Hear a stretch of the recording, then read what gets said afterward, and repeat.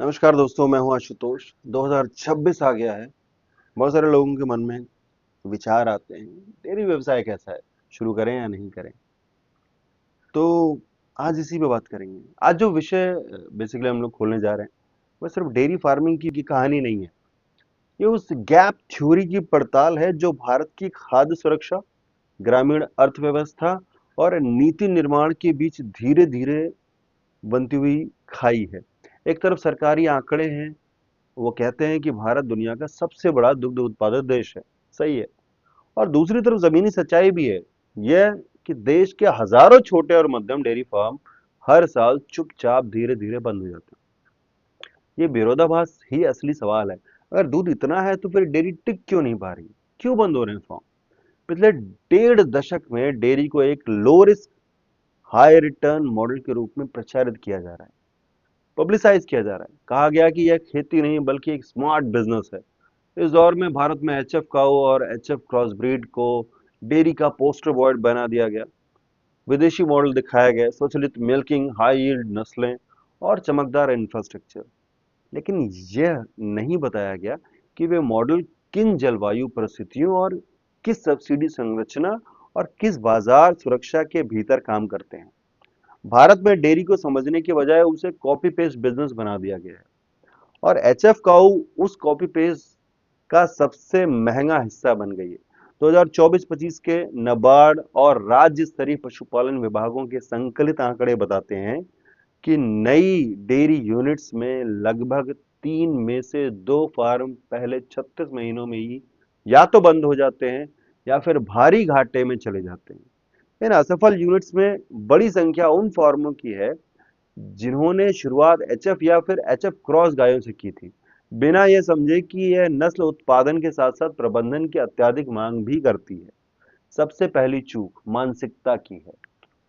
Dairy को side business समझना, मतलब यूं कि नौकरी भी कर लेंगे या कोई और काम भी और साथ में ये भी निपटा देंगे। पशुपालन कोई पार्ट टाइम विज्ञान नहीं है, और एचएफ काऊ तो बिल्कुल भी नहीं। यह नस्ल रोज ऑब्जर्वेशन, सटीक फीड बैलेंस, हीट मैनेजमेंट और निरंतर स्वास्थ्य मॉनिटरिंग मांगती है। आप कर पाए तो ठीक, वरना नहीं। जब मालिक खुद को पशु के खाने, चलने और व्यवहार से खुद को अलग कर लेता है, उससे कट जाता है, तो डेयरी का प्रबंधन मजदूर की क्षमता पर ही टिका रहता है।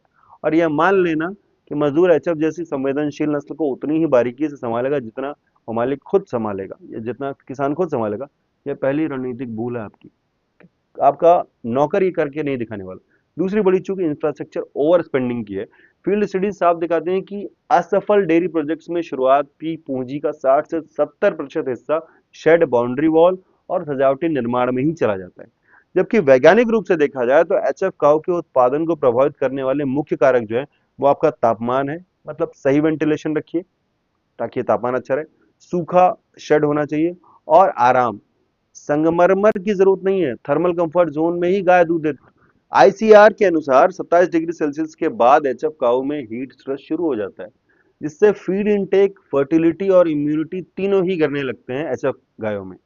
लेकिन यह बात हमारे यहाँ पे बाद में शुरू होती है। यूट्यूब के शॉर्ट्स में तो इसको ऐसे ही लुक्रेटिव दिखाया जाता है कि कमाल की चीज है। तीसरा और सबसे राजनीतिक मुद्दा है नस्ल का चयन। विदेशी नैरेटिव ने यह स्थापित कर दिया कि ज्यादा दूध देने वाली नस्ल ही सफल डेयरी की पहचान है।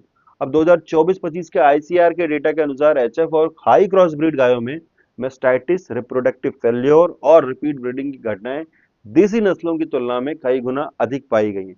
मैं इसकी बुराई नहीं कर रहा हूँ एचएफ की, लेकिन इसको समझिएगा।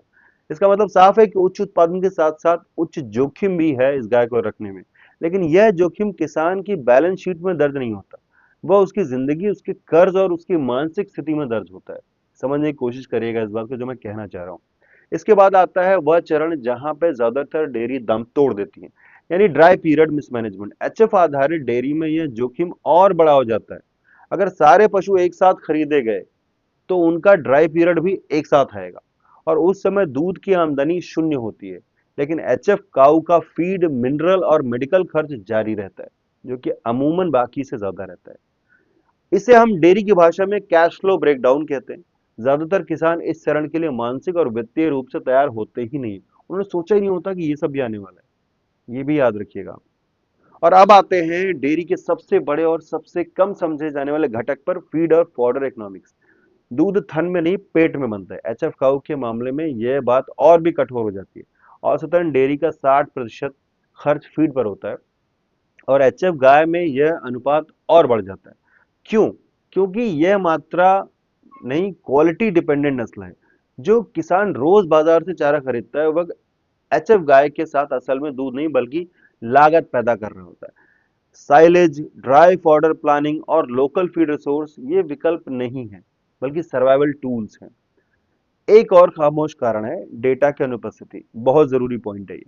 एचएफ गाय में या एचएफ की डेयरी में रिकॉर्ड कीपिंग बहुत जरूरी है।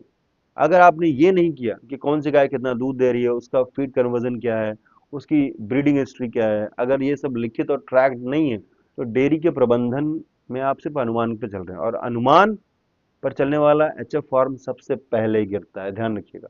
और अंत में सबसे निर्णायक सवाल, आप दूध किसे बेच रहे हैं और किस कीमत पर बेच रहे हैं, बहुत इंपॉर्टेंट है। एचएफ गाय से निकला कच्चा दूध भी तब तक सबसे कम मार्जिन वाला उत्पाद रहेगा जब तक वह वैल्यू एडिशन डायरेक्ट कस्टमर या ब्रांडिंग से नहीं जुड़ता।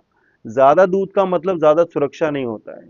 जब तक बाजार आपके नियंत्रण में ना हो तब तक अपने आप को सुरक्षित मत मानिए, ये कभी भी टूट सकता है। अगर आपको लगता है कि खेती के इन रहस्यों और मिट्टी की सुरक्षा का ये सच समाज के लिए अनिवार्य है तो इस नए इन्वेस्टिगेटिव मुहिम को मजबूती देने के लिए इस चैनल को सब्सक्राइब करिए, यानी देसी फार्मर टेल्स को सब्सक्राइब करिए और इस वीडियो को लाइक करके मुझे अपना समर्थन दीजिए ताकि मैं ये काम जारी रख सकूं और आप तक ये जानकारी पहुंचाता रहूं। आगे चलते हैं। देखिए, डेयरी को बचाने का रास्ता भावनाओं से नहीं, रणनीति से निकलेगा। एचएफ गाय अपने आप में न अच्छी है और न बुरी, वह बस उच्च इनपुट उच्च जोखिम प्रणाली का हिस्सा है। छोटे स्तर पर शुरुआत, क्षेत्र के अनुसार नस्ल का चयन और चारे की आत्मनिर्भरता, डेटा आधारित निर्णय और बाजार से सीधा संवाद, यही वह सुरक्षा चक्र है जो डेयरी को जीवित रख सकता है और यही सबसे इंपॉर्टेंट है। अपने हिसाब से चुनिए चीजों को। अगर आप यह समझ विकसित नहीं करते अपने अंदर तो डेयरी का बंद होना एक किसान की कहानी बनता रहेगा और यह भारत की खाद्य सुरक्षा को भी स्थायी तौर पर डेवलप नहीं करेगा। और ये सवाल केवल दूध का है ही नहीं, ये राष्ट्रीय अस्तित्व का सवाल बन सकता है एक टाइम पे। हमारी खाद्य सुरक्षा से रिलेटेड है। अब अगर आपको ये जानकारी अच्छी लगी है और आपको लगता है कि ये एक अच्छी कोशिश है मेरे एंड से, प्लीज़ इस वीडियो को लाइक करें अगर आपको ये जानकारी अच्छी लगी हो तो, और इस चैनल देसी फार्मर टेल्स को प्लीज़ सब्सक्राइब करें। थैंक यू सो मच, धन्यवाद।